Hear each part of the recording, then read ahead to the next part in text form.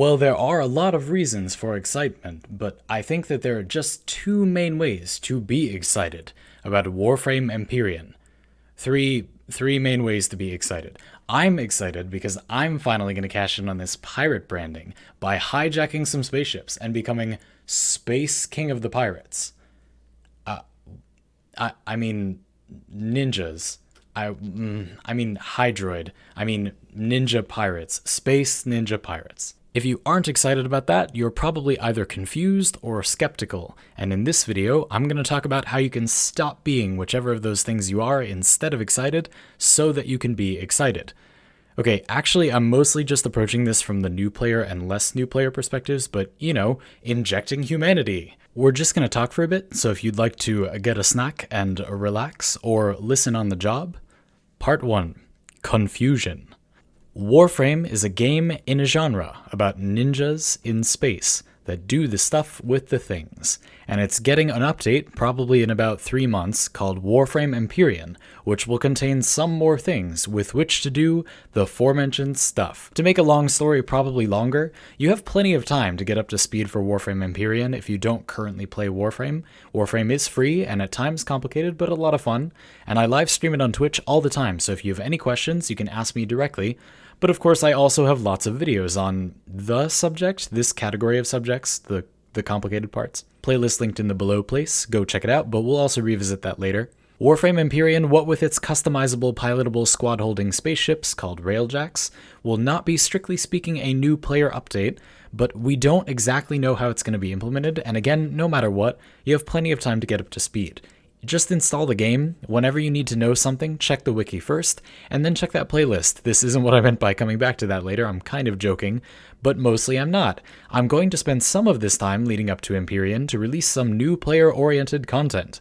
I'll be doing a live playthrough of the beginning of the game on a new account with a few other squad mates of varying experience levels that will be archived here on this channel if you don't watch it live, as a resource for anyone that feels a bit lost about the beginning of the game and wants a little more guidance. That live stream will also contain answers to every new player question ever, except for all of the ones we will miss. And as an official Warframe partner, I'm provided with a whole lot of stuff to give away. So you could win quite a few things. Okay, so first you could win a full Wukong Prime Access pack. You could also win one or the other of the 2 Prime Unvaulting packs, one for Rhino and one for Nyx. And if you don't win any of those 3 things, you could also win one of a selection of Platinum codes, which is Warframe's premium currency. I have some for every platform, including the Nintendo Switch, so come get some free stuff while you watch a career Warframe player with 4,000 hours of experience flounder around in the early game he hasn't played in 3 years. That's going to be on Monday the 22nd, so if you're watching this video just as it comes out, it's probably next Monday, July 22nd of 2019 if you're from way in the future, but it's probably going to be next Monday if you're just watching this as it comes out. Okay, so that's a direct way that I can help. That live stream will be great for newer players, but for now, here are some very simple, quick little tips to help you prepare for Empyrean as a new player. First of all, you build Railjacks in a clan dojo, so you'll need to join a clan. You'll want to join a clan anyway, because a lot of stuff comes from clans. If you play on PC, you're welcome to join mine, details below. Second, Railjack gameplay and Empyrean as a whole involve Archwing. As you progress through the gameplay of the beginning of the game, you'll encounter the Archwing quest fairly early on, so do it. Further, this is just general new player advice, but you get 75 platinum at the beginning of the game. Again, that's Warframe's premium currency. You're going to be the most limited by inventory slots for Warframes and weapons, so spend all of your starting platinum on those. Buy a few Warframe slots and a bunch of weapon slots. Of course, you can wait if you don't believe me or think you might want something else, but I can pretty much guarantee the thing that's going to limit you the most are going to be those slots. Finally, for general starting guidance, just focus on getting through the star chart and doing quests. You won't be held back by the weakness of your gear for a little while, but make sure you put mods on it in your arsenal. Weapons don't directly become more powerful in any way as they level up in Warframe, they just get more mod space instead, and mods are what make them powerful, so slap some damage on there. Less basic advice than any of that deserves another video, and another video series I've wanted to make for a while now is the updated guide to Warframe's many damage types, because they're pretty important and most other videos on that particular subject are incomplete or reductive. Speaking of incomplete, that playlist, you know the one in the below place, doesn't contain everything ever, and a lot of what it doesn't contain can be found on my friend Sapmatic's channel. When I was at TennoCon 2019, I spent a lot of time talking to him and had perused his videos before, and he really does perfectly fit my channel as a compliment. He makes a lot of videos about the things I have not covered, so if you're interested in a lot of it is more intermediate topics, but it's still really helpful, so link in the you get it by now, just go check him out.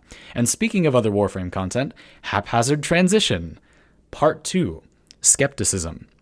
If you've been playing Warframe for a while, you're probably pretty hyped about Empyrean, but some of you may be concerned that it, let me get my notes here, quote, won't come out within our lifetimes, end quote, or will, how you say, suck and be bad. And to those comments I say, no, it won't. But we can still talk about it.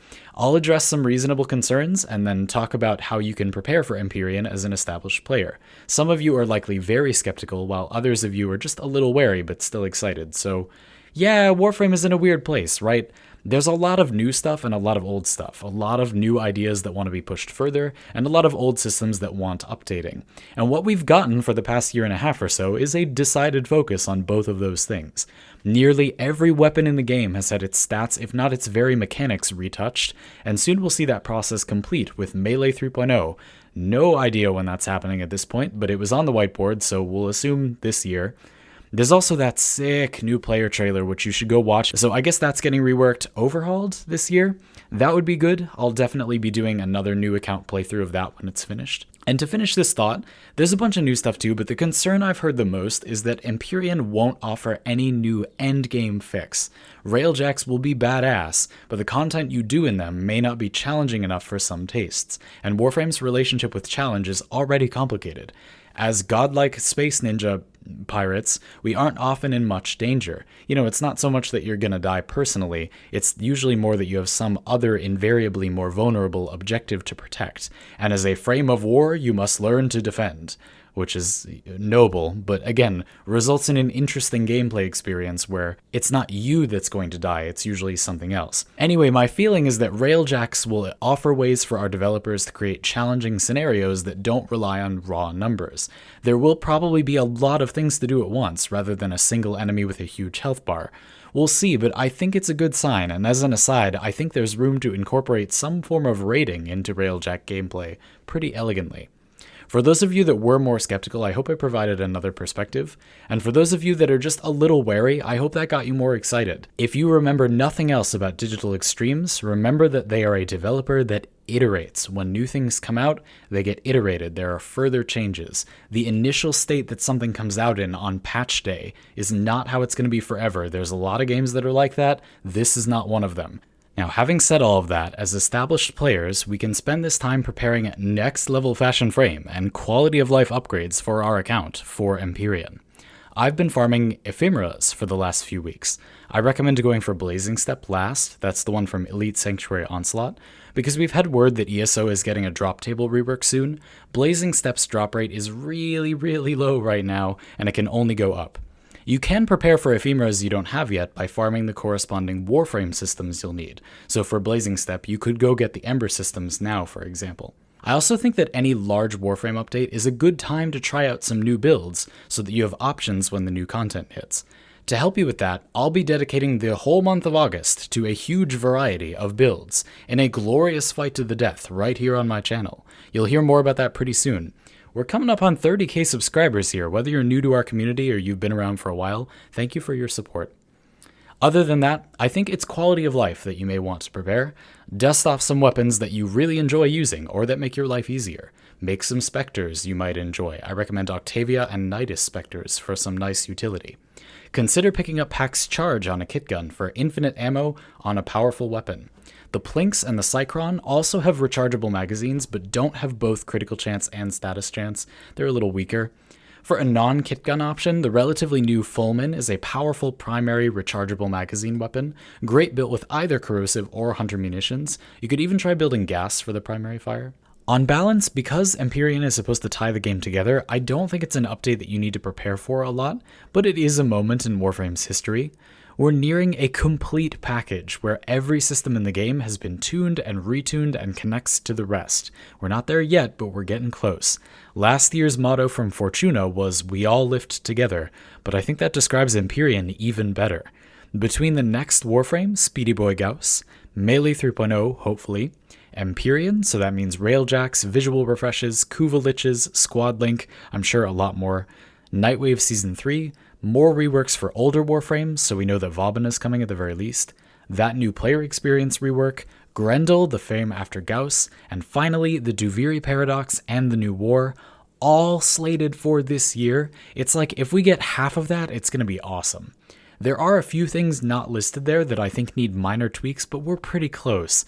It's exciting to imagine where we could go next once we have all of that. That's enough to chew on for now. I hope you'll agree. Thanks for listening, and I'll catch you on the other side.